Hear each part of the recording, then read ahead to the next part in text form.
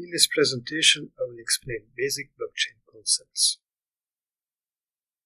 Here you see the table of contents of the presentation. In the first slide, I will explain what a blockchain is. In the second and third slide, I will explain how blocks in a blockchain refer to each other. And in the four last slides, I will explain how a blockchain can be made immutable and the role of validators. So what is a blockchain? A blockchain is a sequence of blocks where each block contains some data and where each block refers to the previous block. I illustrate it as follows. I represent a block by a square, the reference by an arrow. So here you see that the second block refers to the first block, and then in the blockchain you have each block referring to the previous block. Like this. How does a block refer to the previous block? This happens through something that is called a cryptographic hash. A hash value is a value that can be calculated for any data that has a limited fixed size and that can be calculated efficiently.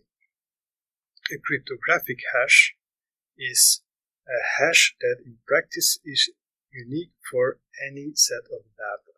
Now, in theory, because a hash value has a limited size, there can only be a limited amount of hash values, and it is possible for two different sets of data to have the same hash value. But in practice, a cryptographic hash has been designed in such a way that it is very hard to find two sets of data with the same hash, so that it will take you longer than the entire time the universe exists with all the compute power in the world to find two sets of data with the same hash. So in practice, if a hash corresponds to some data, you can be sure that this hash value uniquely belongs to that data, and that this hash value can also be used to refer to that data. A blockchain can be made immutable by not allowing the hash value of the latest block to change. Why is that? If you want to change a blockchain, so you make a change somewhere in a block, then this block, the hash value of this block will change. But for the blockchains to change, you also have to include this block in the blockchain, and therefore you have to update the reference of the next block to this changed block. When you change the reference of the next block, because the reference is also part of the data of the block, the hash value of the next block will also change. Therefore, you will also have to include this changed next block, so you will have to update the reference of the block that follows again as well to this changed block. And because you change the reference of the following block again, then the hash value will change again. So when you update the references, so you will have to update the references until the last block, and because you change the references, you will change the hash values of all the blocks since where you made the change. I illustrate this in the following slide.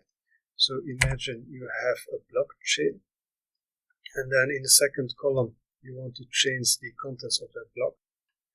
Because you change the contents of the block, the hash value of the block changes. I represent this by a red color. But to include this changed block, you will have to update the reference of the next block. But when you update the reference of the next block, the hash value of this next block will also change. To include this latest changed block with the changed reference, you will also have to update the reference of the following block to include or to refer to this modified block with the reference. Therefore, the hash value of this latest block will also change. So you will have to update all the references, and because you update all the references, all the hash values of all the blocks, since the chains will be different, and If you do not allow the hash value of the latest block to change, you cannot change the references and you cannot change the content of any block anywhere. Validators are nodes in a blockchain network that maintain the blockchain. Validators agree by simple majority what the valid latest block is. One validator is selected at the time to add a new block, and all the validators together verify that the block that is added by one validator is correct. And once you know what the latest block is of the blockchain, you can retrieve the whole blockchain from the latest block through the references. Like each block refers to the previous block, that is how you can retrieve the whole blockchain. Now, it are the validators that guarantee the immutability of a blockchain. They make sure that you cannot change the past. And this happens through simple majority. So, if the majority of validators say that one block is a valid latest block, then that block is accepted to be the valid block. This, of course, has as a consequence that if one organization controls a majority of the validators, they can change the blockchain. So a blockchain is only secure as long as no one controls the majority of the validators and as long as the majority of the validators are trustworthy. I illustrate how a blockchain grows. So you start with a block on the left, and then validators are represented by circles on the right. And the block they agree on, they show that by the green arrow. So here all the validators agree that the block on the left is the latest block. The blockchain grows because a validator adds a new block. He sends this block to the other validators, they verify this, and when they say that this block is correct, they accept it, and all the validators refer to the latest block. In a blockchain network, validators can come and go. So here you see that a new validator joins the network.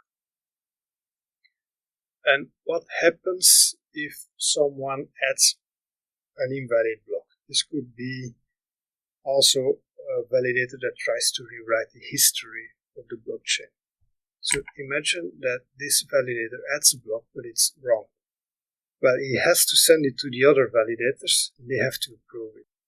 And if the majority of the validators does not approve this block, which you see here by the red arrow, then this block is not accepted. And what then can actually happen is that the validator that added the block and also the validators that approved the wrong block, they can be punished. So in this example, what will happen is that the validator that added the wrong block will be kicked out of the network. When you have a wrong block, this wrong block is discarded and you start again from the latest valid block.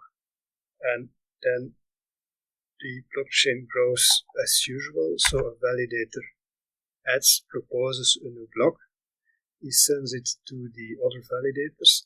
If they agree that it's a valid block, they accept it, and they all go to that latest block. So that is how a blockchain grows, and that is how validators make sure that the blockchain is not changed as long as the majority of the validators is trustworthy and not controlled by one person or organization.